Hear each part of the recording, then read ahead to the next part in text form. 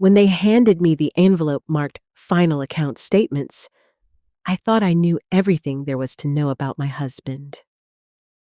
I thought 32 years of marriage meant no secrets could survive.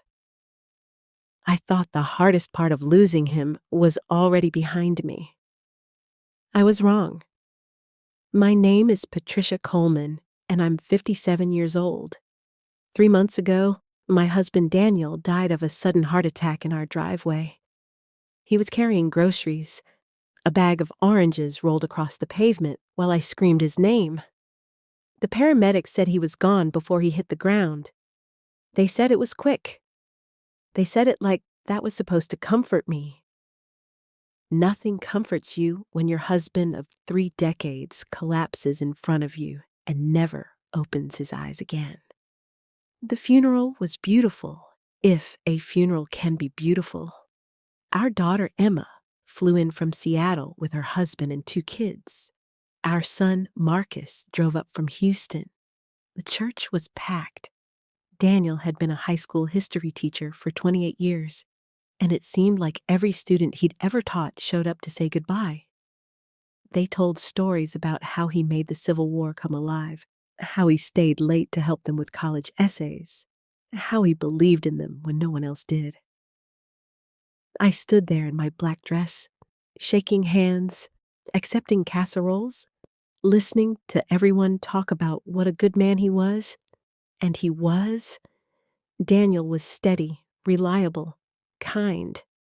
He coached Marcus's little league team. He taught Emma to drive. He brought me coffee in bed every Sunday morning for 32 years. So when I sat down at our dining room table 6 weeks after the funeral, surrounded by stacks of papers and files, I expected the administrative nightmare of death. Insurance forms, mortgage documents, retirement accounts, but I didn't expect mysteries. The house was too quiet. Emma and Marcus had gone back to their lives. The casseroles were eaten or frozen. The sympathy cards were in a box in the closet. It was just me and the silence and the smell of Daniel's cologne that still lingered in our bedroom, even though I'd washed all his clothes. I'd been avoiding this, the paperwork, the financial loose ends. But the bank kept calling about the joint account, and the insurance company needed documentation, and life doesn't stop just because your heart is broken. I started with the obvious stuff. Our joint checking account at First National Bank, our savings account, the mortgage, which thank God was almost paid off, Daniel's teacher retirement fund, his life insurance policy, $500,000 that felt like blood money, like the universe putting a price tag on the man I loved. Then I found the statement that didn't make sense. It was in a folder labeled Property Tax Records, which was a weird place for a bank statement. The account was with Commerce Trust Bank, a bank we'd never used. The statement was addressed to D. Coleman at a P.O. box I didn't recognize. The account number meant nothing to me, but the balance did. $247,312.18. Architected narrative progression from setup through emotional climax. Good start. I've established the hook, the emotional weight, and the discovery. Now I need to continue with the setup of their normal life, then move into the suspicion and discovery phases. I need to maintain the emotional realism and pacing. Let me continue with part 2, normal life setup. This should establish their marriage, their life together, and make the betrayal feel even more devastating. I stared at that number until the digits blurred. Daniel and I had been transparent about money our entire marriage. We had joint accounts. We discussed big purchases. We planned for retirement together. We were careful, deliberate, a team. So where did $250,000 come from? And why didn't I know about it? My hands started shaking. I set the statement down on the table like it might burn me. Maybe it was an inheritance I'd forgotten about. Daniel's father had died 12 years ago. Maybe there'd been some trust fund that finally matured. But no, that didn't make sense. We would have talked about it. We talked about everything. Maybe it was his retirement fund, just at a different bank. But I'd already found those statements. His teacher's pension was separate and accounted for. I picked up the statement again. The transaction history showed monthly deposits. $5,000 every month for years. The deposits started in 2008, 17 years ago. My chest felt tight. The room tilted slightly. $5,000 a month for 17 years. Money I never knew existed, flowing into an account I never knew about, at a bank I'd never heard Daniel mention. I did the math in my head. $60,000 a year. Over $1 million had moved through this account. Where did it come from? Where did it go? And why did my husband, my honest, reliable teacher husband who clipped coupons and drove a 12-year-old Honda, have a secret bank account with more money in it than we'd ever had in our entire lives? I sat there at the dining room table, surrounded by the paperwork of Daniel's death, and realized I had no idea who I'd been married to. But I'm getting ahead of myself. Let me tell you about the life I thought I knew. The life that made sense. The life before the statement. Daniel and I met in 1992 at a summer teacher training program in Austin. I was 25, fresh out of graduate school, about to start my first job teaching English at a middle school in Dallas. He was 27, funny, with this gentle way of explaining things that made you feel smart instead of stupid.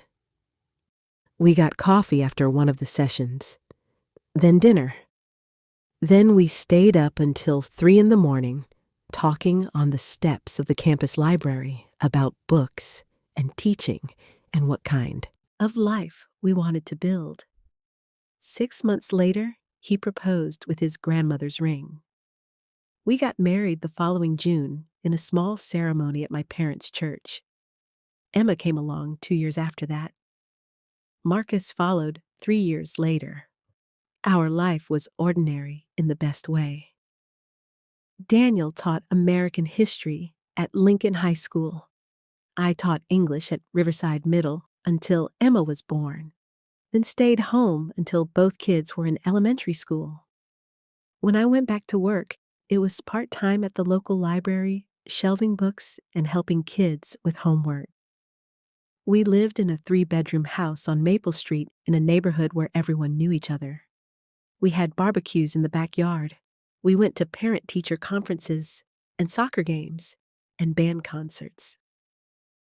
Daniel coached Marcus's baseball team for 5 years, even though he knew nothing about baseball and had to watch YouTube videos to learn the rules. Money was always tight. Teacher salaries are a joke, and librarian wages aren't much better. We drove used cars. We shopped sales. Family vacations meant camping trips or driving to visit relatives. When Emma wanted to go to an expensive college, we took out loans. When Marcus needed braces, we put them on a payment plan. Daniel worked summer school almost every year to make extra money. He tutored kids in the evenings. One year, he taught an online course for community college just to help pay for Emma's wedding. We weren't poor, but we counted every dollar. Or at least, I thought we did. Daniel was the steady one, the planner.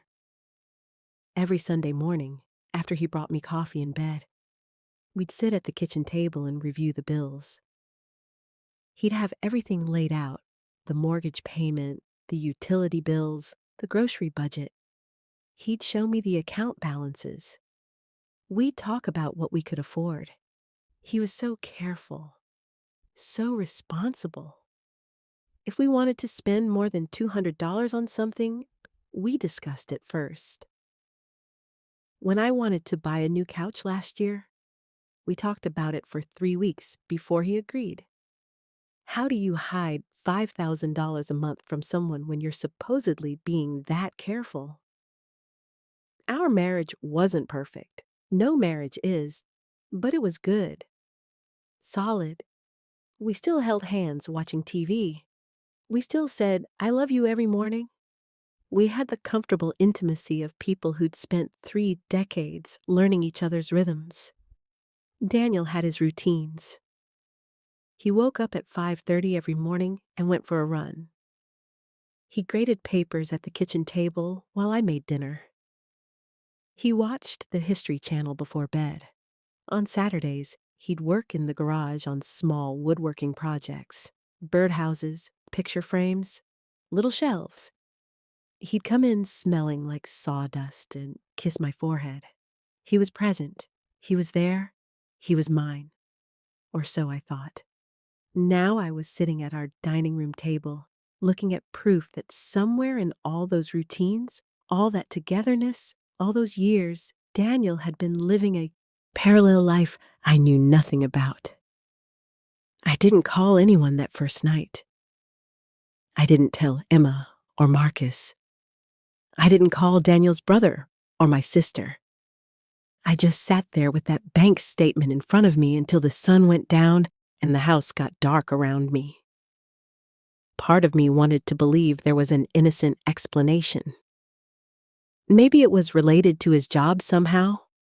Maybe the school had some special account for teachers. Maybe it was a fund for students who couldn't afford college. But the account was in his name only. And those monthly deposits, $5,000 like clockwork, they were too regular, too deliberate to be anything innocent. I finally got up and turned on the lights, made myself some tea I didn't drink, sat back down and looked at the statement again, like the words might rearrange themselves into something that made sense. The transaction history went back 6 months, monthly deposits of $5,000, and monthly withdrawals, smaller amounts, $300 here, $700 there, occasionally $1,000. Always to D. Coleman with no other details. What was he buying? What was he paying for? I went back to the folder where I'd found the statement, dug deeper, found more statements going back further. A year, 2 years, 5 years, every month, $5,000 in, various amounts out. The balance growing slowly, steadily, despite the withdrawals. In 2008, the account started with an opening deposit of $10,000. Then the monthly deposits began. They never missed a month, not once in 17 years. Where did this money come from? I got up and went to Daniel's office. He had a small room off the living room where he graded papers and planned lessons. His desk was still exactly as he'd left it, a stack of ungraded essays about the Great Depression. His coffee mug with the quote from John Adams. His reading glasses folded on top of a book about World War II. I'd been avoiding this room. It hurt too much to sit in his space, to see his handwriting on the papers, to smell the faint scent of his aftershave that still clung to his desk chair. But now, I opened his filing cabinet, started going through every folder, looking for answers, looking for anything that would explain the money. I found nothing, just normal stuff, lesson plans, student records, copies of tests, old report cards from when our kids were in school, birthday cards I'd given him over the years. I searched his desk drawers. Nothing. I went to our bedroom, looked through his dresser, his nightstand, the box of his personal items on the top shelf of our closet. Nothing. Nothing. Nothing. Whoever D. Coleman was at Commerce Trust Bank, he'd hidden that identity so well that even in death, I couldn't find the threads connecting him to my husband. I sat on the edge of our bed and cried. Not the grief crying I'd been doing for 6 weeks. This was different. This was betrayal and confusion and a special kind of loneliness that comes from realizing the person you thought you knew best in the world was a stranger. The next morning, I called the bank. The woman at Commerce Trust Bank was pleasant but unhelpful. "I'm sorry, Mrs. Coleman, but I can't give you any information about that account without proper authorization."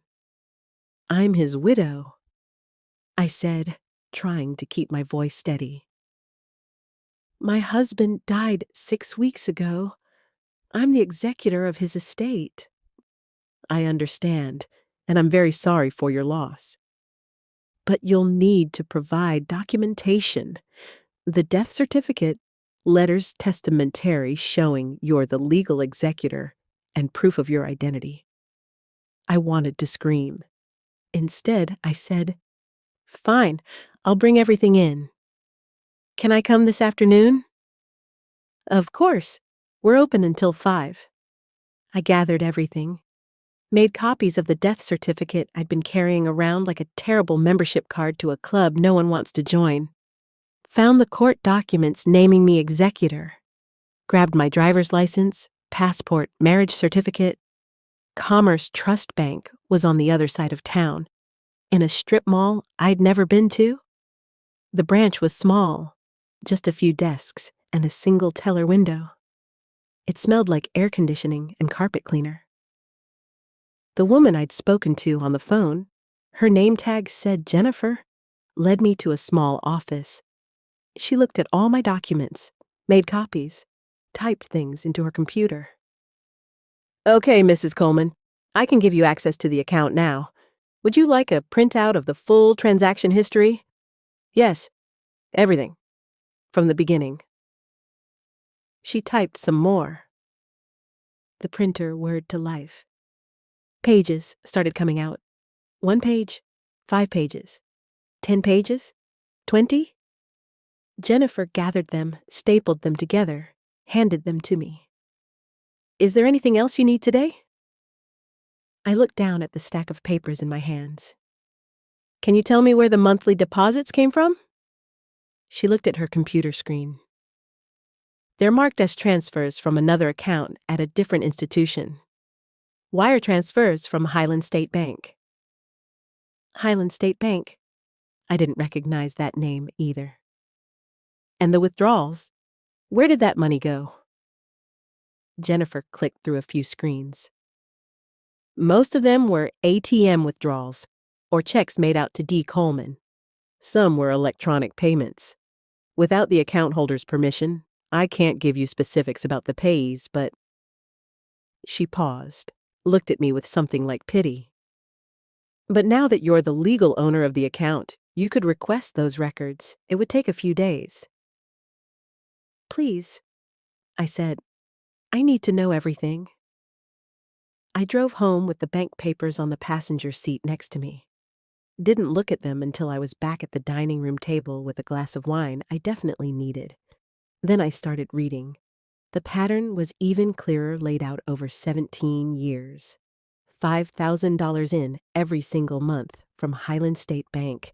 Wire transfer. Same day, every month. The 15th. The money came in like clockwork. Daniel's teaching salary was deposited on the 1st and 15th of every month. So this transfer happened the same day he got paid. Was he skimming his own paycheck? Setting aside money before it hit our joint account? But that didn't make sense either. I'd seen his paychecks. We did our taxes together every year. His income was what it was supposed to be for a teacher with his experience level. So, where did the extra money come from? The withdrawals were more random but followed patterns. Small amounts every week or two, $200, $300, $500, ATM withdrawals and checks. But there were also larger transactions. Payments to something called Parkside Property Management, monthly $1,200 for years. Rent? Was Daniel paying rent somewhere? There were payments to utility companies. Electric, gas, water. Daniel was paying bills for a property I didn't know about. My hands started shaking again. I set the papers down, took a long drink of wine. There were also regular payments to something called Meadowbrook Academy. The amount varied, sometimes $2,000, sometimes $3,000, always in August and January, like tuition payments. Tuition. The room spun. I gripped the edge of the table. Daniel was paying tuition for someone for 17 years. I grabbed my laptop, searched for Meadowbrook Academy, found it immediately, a private school in the next town over. Pre-kindergarten through 12th grade, tuition ranged from $18,000 to $30,000 per year, depending on grade level. I clicked through the website, saw photos of happy kids in uniforms, saw testimonials from parents about the excellent education, saw the mission statement about preparing students for success. Then I clicked on About Us and saw the photo of the current graduating class. And there she was. A girl, no, a young woman now, in a cap and gown, smiling at the camera. The caption underneath said, Olivia Brennan, class of 2025, valedictorian. Olivia will be attending Stanford University in the fall. Brennan. The name sounded familiar, but I couldn't place it. I went back to the bank statements, searched for that name, found it. Monthly checks made out to Sarah Brennan, varying amounts, sometimes $500, sometimes $1,000. Who was Sarah Brennan? Who was Olivia? And why was my husband paying their bills? I searched social media. Found Sarah Brennan's Facebook page. Profile picture of a blonde woman in her 40s. Her page was mostly private, but I could see a few public posts, photos of Olivia at various ages, first day of school pictures, dance recitals, birthday parties. In one photo from 2 years ago, I could see part of someone else in the background. Just an arm, a shoulder. A man wearing a watch I recognized because I'd given it to Daniel for our 25th anniversary. The wine glass slipped from my hand, shattered on the floor. I didn't move to clean it up. I just sat there, staring at that photograph, at that familiar watch, at the life my husband had been living 20 minutes away from me. I didn't sleep that night. Couldn't. I lay in bed staring at the ceiling, my mind racing through 32 years of marriage, looking for signs I'd missed, clues I should have seen. The Saturday mornings, Daniel said he was going to the hardware store and came back 3 hours later. The evenings, he said he was meeting a teacher friend for dinner. The summer workshops he attended that lasted all weekend. How many of those were real? How many were lies? And the money? God, the money!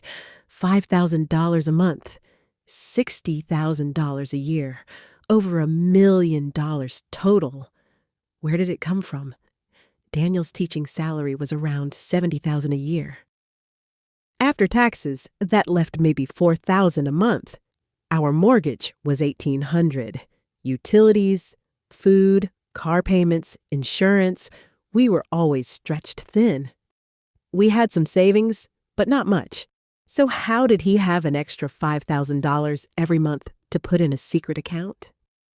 The only answer that made sense made me sick. Daniel had another source of income. Another job. Another life. As the sun came up, I got out of bed and made coffee. My hands were steady now.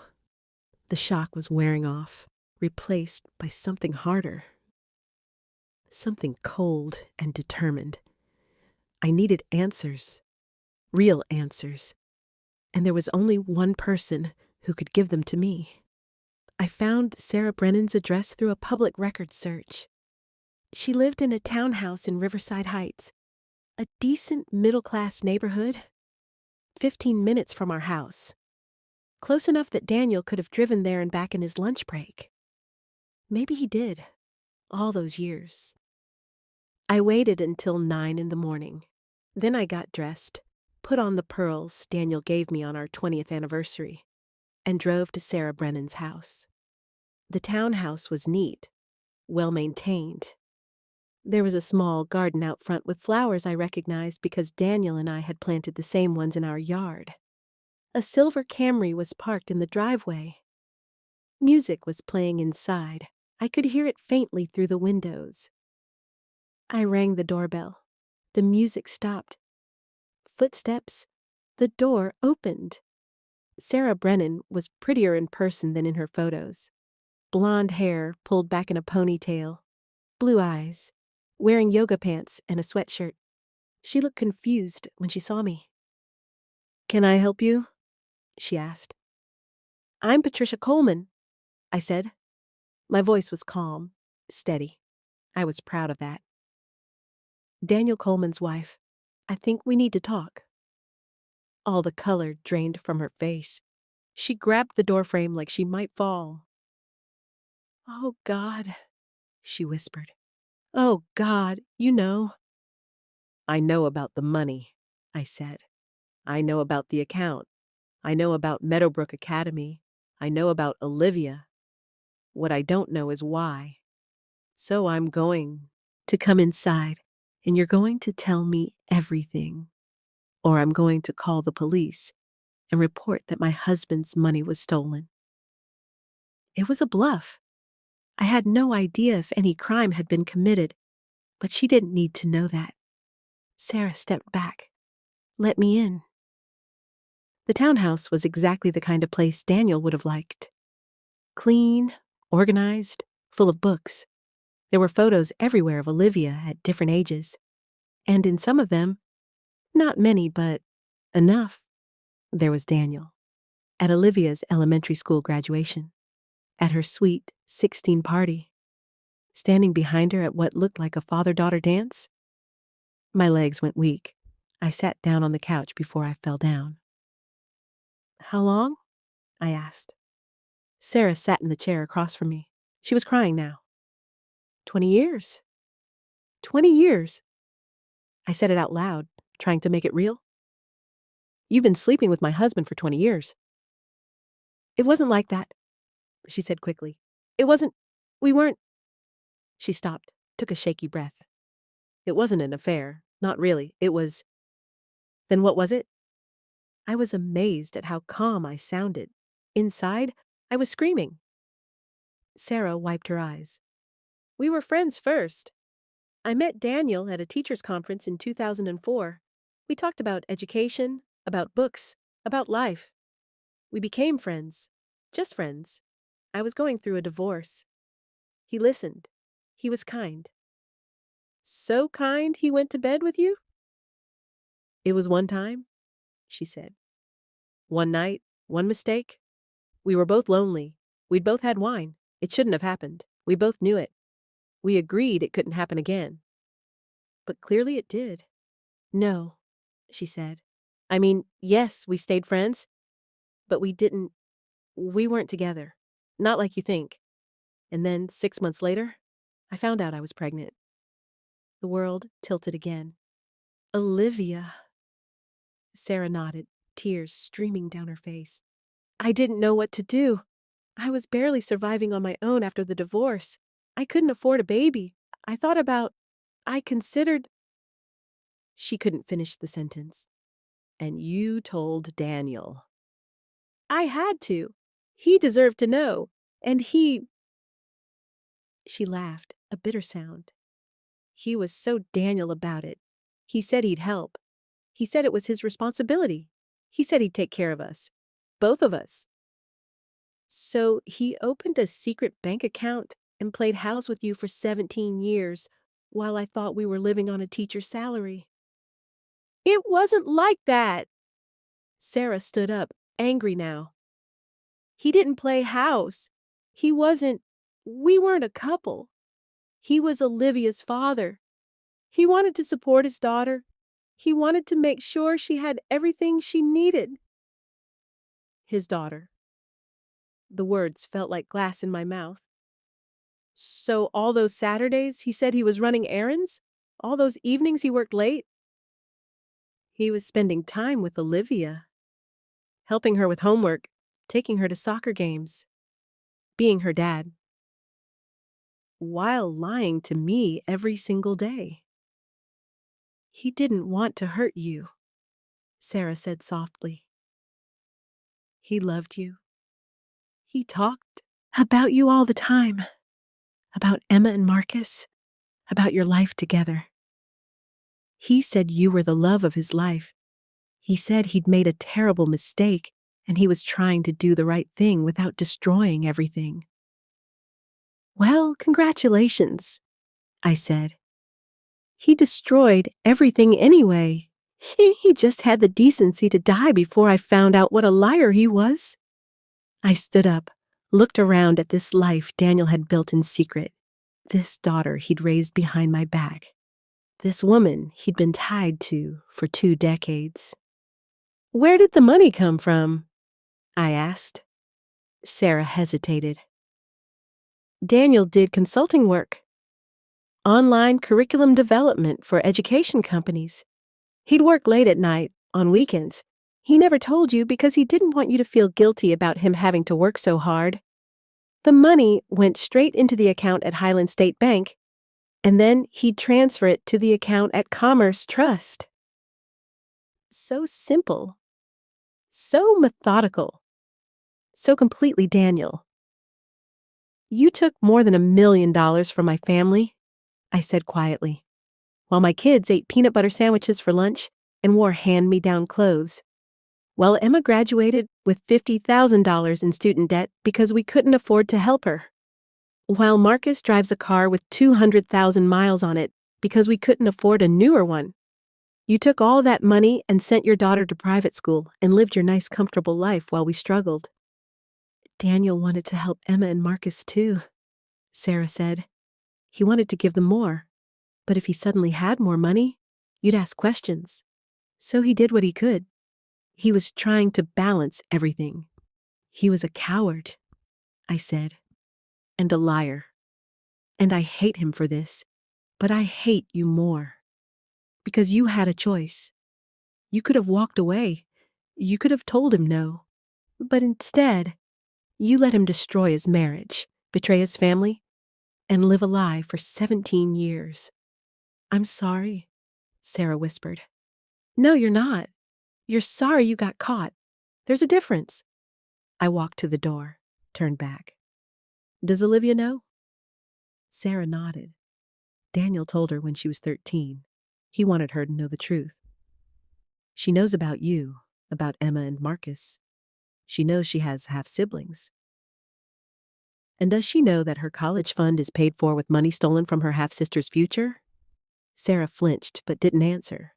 I left, got in my car, drove home, and then, finally, I let myself fall apart. I spent 3 days in bed after that. Emma called twice, but I let it go to voicemail. Marcus texted to check in, and I sent back short replies. I'm fine, just tired, miss you.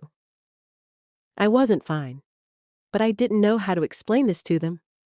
Didn't know how to tell my children that their father, their hero, the man they'd eulogized so beautifully at his funeral, had lived a double life, that they had a half-sister they'd never met, that their college loans and old cars and budgeted life hadn't been necessary because their father was making more than enough money. He'd just chosen to spend it on someone else. On the 4th day, I got up, showered, made coffee, sat down at the dining room table with all the bank statements and documents spread out in front of me. Then I called my lawyer. Richard Chen had handled our estate planning years ago. Simple stuff, wills, power of attorney, basic trusts. He'd sent his condolences when Daniel died. Now I was calling him with a very different problem. Richard, I need to know what my legal options are. My husband had a child I didn't know about. He's been financially supporting that child, and the mother for 17 years using money I didn't know existed. Can I recover any of that money? There was a long pause on the other end. Patricia, I'm going to need you to come in. Bring all the documentation you have. I met with him the next day. Laid out everything. The secret accounts, the money trail, the daughter, the mother.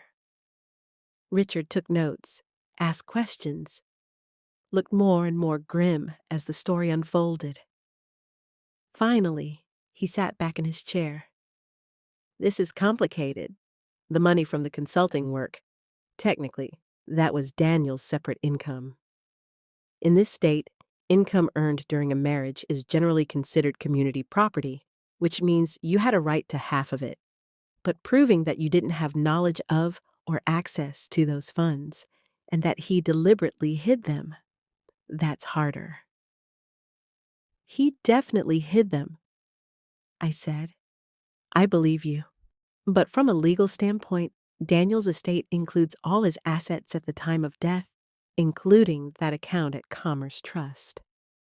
That money is now part of the estate you're administering. The question is whether Sarah Brennan or her daughter have any legal claim to it. Do they? If Daniel had wanted to provide for Olivia, he should have included her in his will.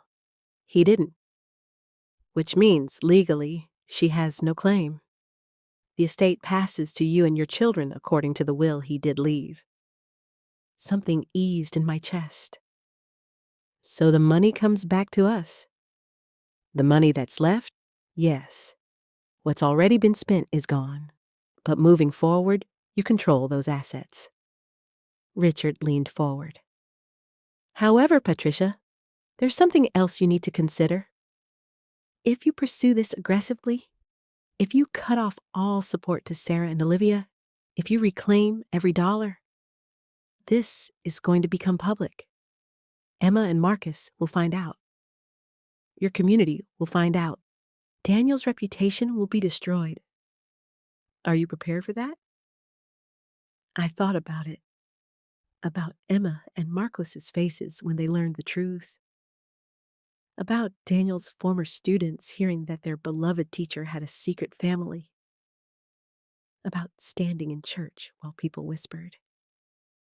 I don't care about Daniel's reputation anymore, I said.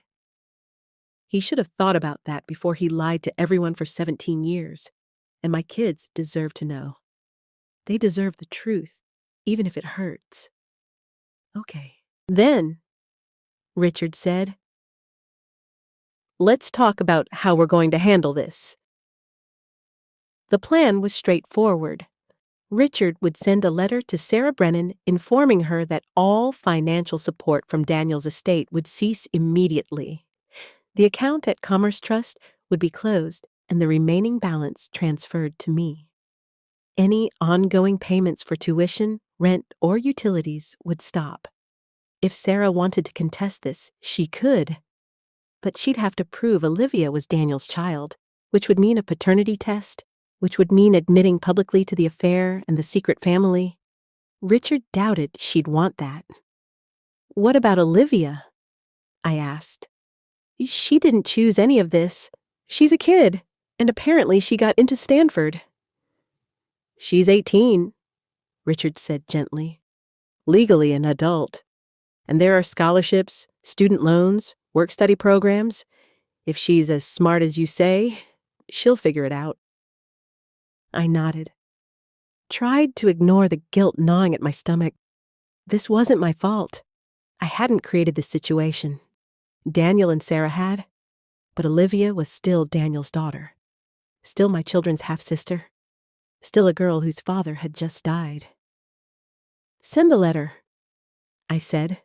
The next hard part was telling Emma and Marcus. I called them both and asked them to come home for the weekend. Said it was important. Said I needed them here. They both agreed, though Emma sounded worried and Marcus kept asking if I was okay. They arrived on Saturday morning, Emma with her family, Marcus alone. We sat in the living room, the same room where we'd received guests after the funeral. where people had told me how lucky I was to have had such a good man for so long. I told them everything about the accounts, the money, Sarah Brennan, Olivia, the double life their father had led for 2 decades. Emma started crying halfway through. Marcus just stared at me like I was speaking a foreign language. When I finished, there was a long, terrible silence. "No," Emma finally said. "No, that's not. Dad wouldn't—" "I have the bank statements," I said quietly. "I have photographs. I have documentation of 17 years of payments. I met Sarah. I saw the house Dad paid for, the school he sent Olivia to. It's all real, sweetie." "He couldn't have," Emma whispered. "He loved us. He was always there for us." "He was there for us," I said. "But he was also there for them. He split himself in half and hoped none of us would notice." Marcus stood up abruptly. "I need air." He walked out the back door. Emma followed him.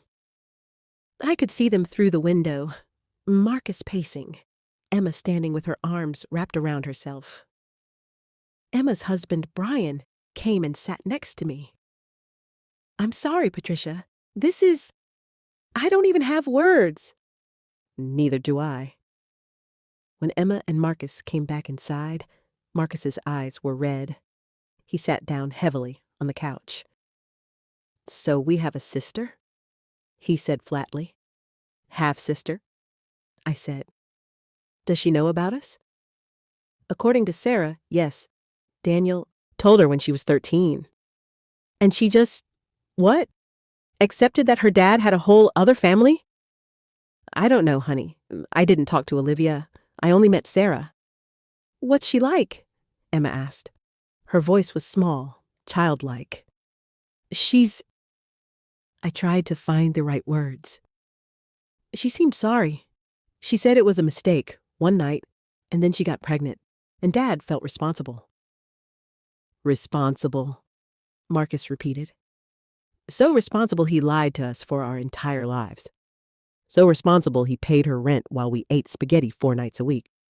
So responsible he sent his other daughter to private school while Emma graduated in debt." "I know," I said. "I'm angry too." "I'm not angry," Emma said. "I'm devastated. I don't know who Dad was. I thought I knew. I thought I had this beautiful example of what a good man looked like, what a good marriage looked like, and it was all fake." "It wasn't all fake," I said, though the words felt like ash. "Your father loved you, both of you. That part was real." "How do you know?" Marcus asked. "How do you know anything was real?" I didn't have an answer for that. We talked for hours. I showed them the bank statements, the photos I'd found online, answered their questions as best as I could. Emma wanted to know if Daniel had been planning to tell us. Marcus wanted to know where the money came from. Both of them wanted to know why. "I think he convinced himself he was doing the right thing," I said. "Taking care of everyone. Making sure Olivia didn't suffer for his mistake. But somewhere along the way, the secret became bigger than the truth, and he couldn't figure out how to unbury it. So he just kept lying," Emma said. "Yes." That night, after Emma and her family went to a hotel, and Marcus went to his old room, I sat alone in the dark living room. The house felt different now, smaller somehow, like the walls knew they'd been holding secrets and were ashamed. My phone rang. Unknown number. I almost didn't answer, but something made me pick up. "Mrs. Coleman?" A young woman's voice, nervous. "This is Olivia Brennan. I'm Daniel's—" "I know who you are," I said. "My mom told me you came by. She told me you know everything. I wanted to call and say I'm sorry. I know that doesn't fix anything, but I'm sorry." I didn't respond. Didn't know what to say. "I loved him," Olivia continued. Her voice cracked. "He was my dad. He came to my games, helped me with homework, taught me to drive. But I also knew he was yours first. He talked about you all the time. About Emma and Marcus. He showed me pictures. He wanted me to know about you, even if you didn't know about me. Why are you calling? I asked. Because my mom said you're cutting us off, that we won't get any more money. And I get it. I do. I know it's not fair that we took money from your family. But I'm trying to go to Stanford. I have some scholarships, but not enough. I'll have to take out huge loans, or maybe I can't. Go at all, and I wondered if there was any way. No, I said. There isn't. Please, she said. I know you hate us.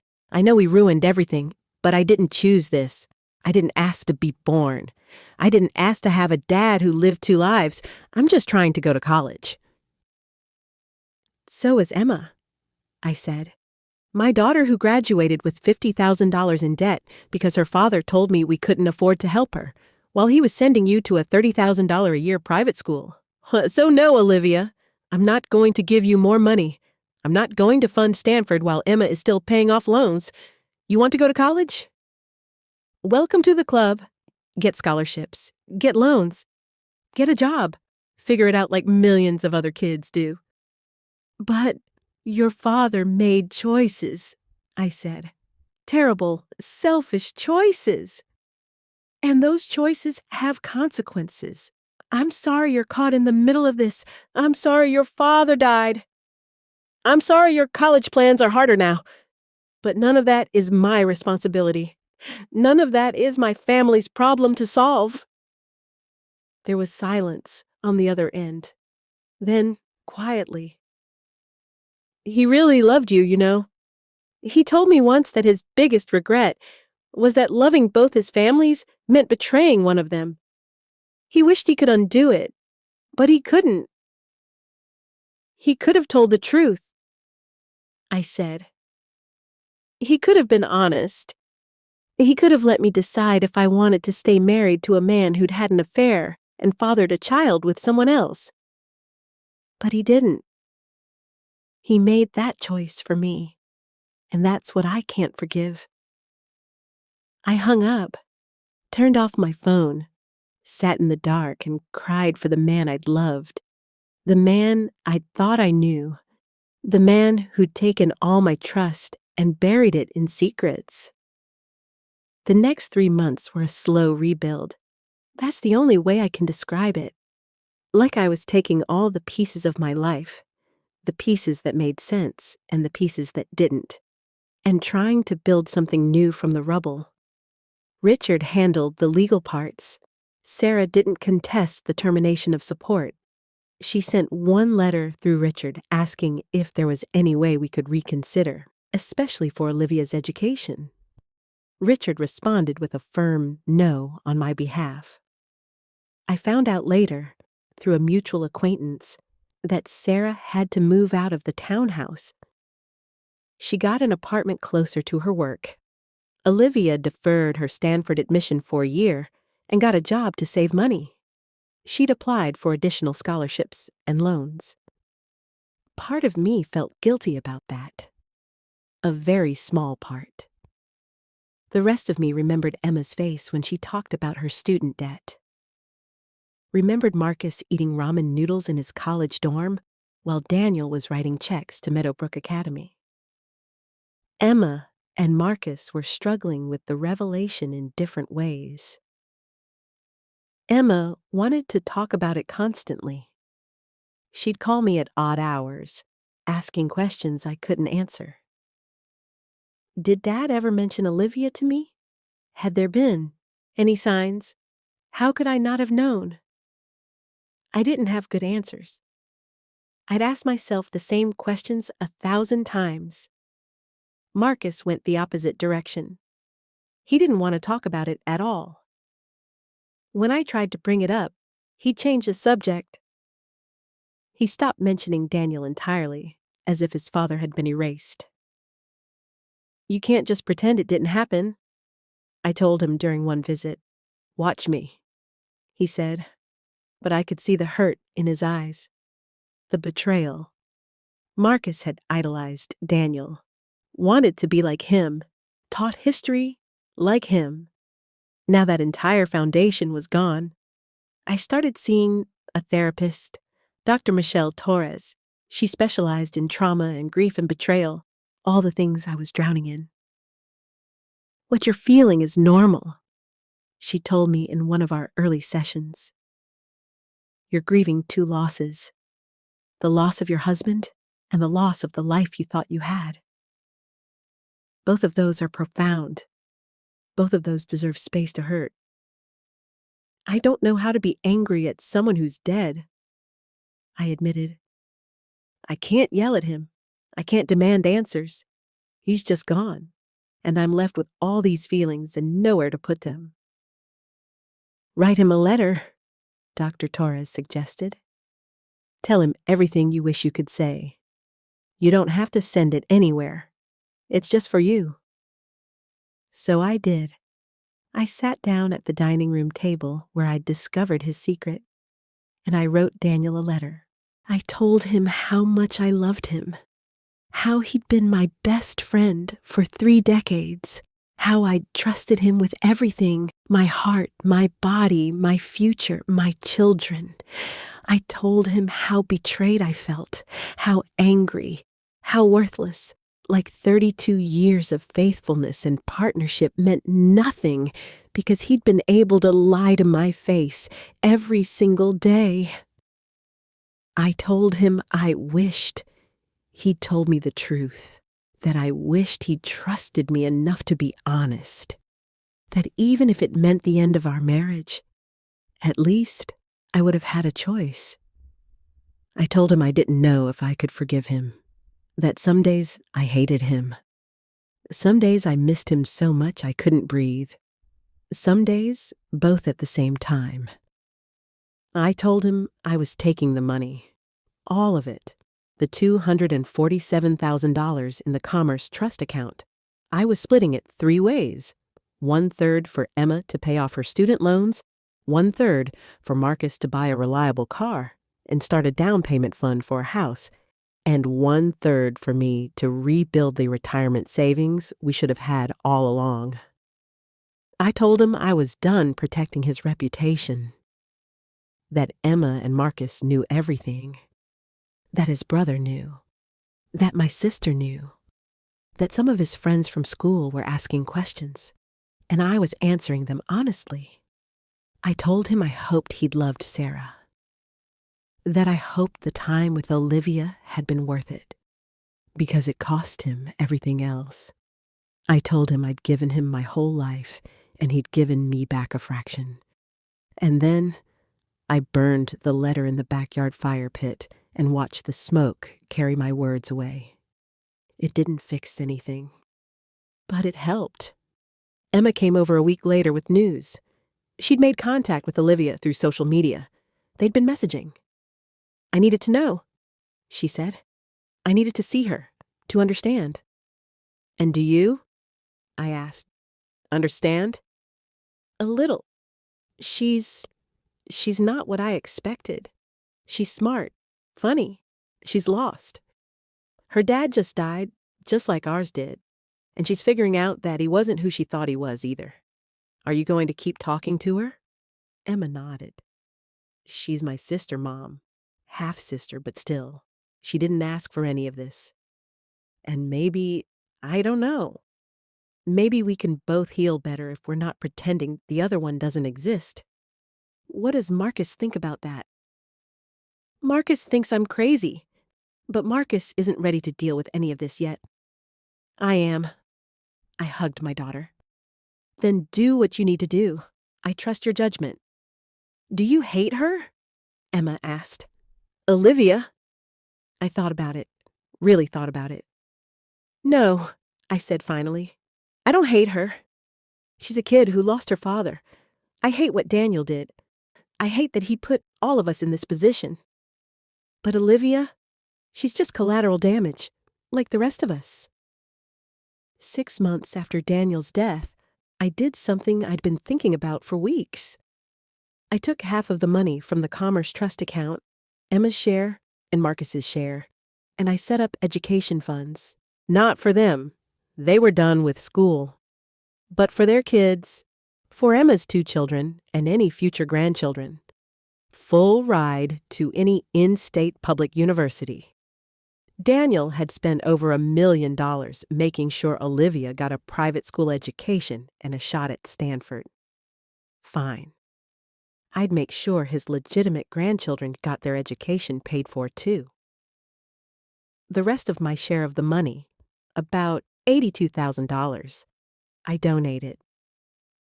$50,000 went to a scholarship fund at Lincoln High School, where Daniel taught, for students who couldn't afford college. The scholarship was named for Emma and Marcus, not Daniel. The remaining $32,000 I gave to 3 different women's organizations that helped single mothers with housing, education, and childcare. Organizations that helped women like Sarah Brennan should have been helped with support that didn't come from destroying someone else's family. When Richard asked why I was giving away so much of the money, I told him the truth. Because it's tainted. Because every dollar Daniel put in that account was a dollar he stole from his real family, from the trust his children had in him, from the truth I deserved. I don't want it. I want it to do some good in the world because God knows it did enough harm in mine. I kept the house, paid off the mortgage with the life insurance money.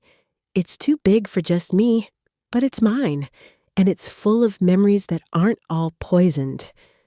This is where I raised my children, where I built a life. Daniel's lies don't get to take that away from me. I went back to work at the library, started attending a grief support group, made new friends who didn't know Daniel, who didn't have any preconceptions about my marriage or my life. Emma brought Olivia to meet me in month 8. I said no at first, said I wasn't ready. But Emma asked again, gently, and finally I agreed. We met at a coffee shop in neutral territory. Olivia looked like Daniel. Same eyes, same smile. It hurt to look at her. She was nervous, apologetic, kept saying she was sorry, that she never meant to hurt anyone. I know, I told her. This isn't your fault. My mom said you're not giving us any more money, she said, not accusatory, just stating a fact. That's right. I understand. I wanted you to know that I'm going to Stanford next year. I got more scholarships. My mom got a better job. I'm taking out loans. But I'm going. Good, I said, and I meant it. I hope you do well there. Thank you for meeting me, she said. I know you didn't have to. No, I didn't, I agreed. But Emma wanted me to, and I've learned that holding on to anger just makes me tired. We didn't become close. We probably never will. But Emma stays in contact with her. Marcus eventually met her too, though he's still processing. They'll figure out what kind of relationship they want to have. I've made my peace with it, or I'm working on it anyway. It's been a year now since Daniel died. A year since I found that bank statement and my whole world fractured. I still miss him sometimes. I miss the Daniel I thought I knew. The Sunday morning coffee in bed, the hand-holding on the couch, the man who taught my children to be kind and curious. But I don't miss the Daniel who lied every day for 17 years. The Daniel who let me worry about money while he had $250,000 hidden away.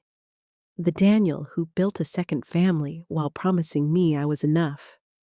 That Daniel can stay buried. I've learned things about myself this year. I've learned I'm stronger than I thought. I've learned I can survive grief and betrayal at the same time. I've learned that love and anger can coexist, that you can miss someone and hate what they did simultaneously. I've learned that closure is a myth. There's no neat ending to this story. No moment where everything suddenly makes sense. There's just the slow, painful work of rebuilding, of deciding who you want to be when the person you were was built on lies. Some days are harder than others. Some days I wake up and for just a moment, I forget.